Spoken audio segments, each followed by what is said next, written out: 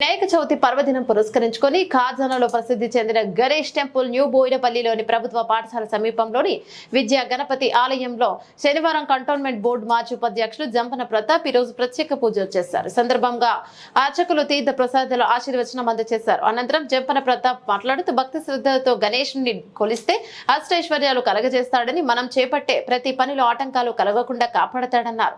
గణేష్ నవరాత్రులను పురస్కరించుకొని భక్తి శ్రద్ధలతో పూజించి నిమజ్జన కార్యక్రమాన్ని ప్రశాంత వాతావరణంలో నిర్వహించాలని మండప నిర్వాహకులకు సూచించారు. కార్యక్రమంలో మురళి, రాముగౌడ్, టింకు గౌడ్, దయానంద్ యాదవ్, నాగరాజు తదితరులు ఉన్నారు.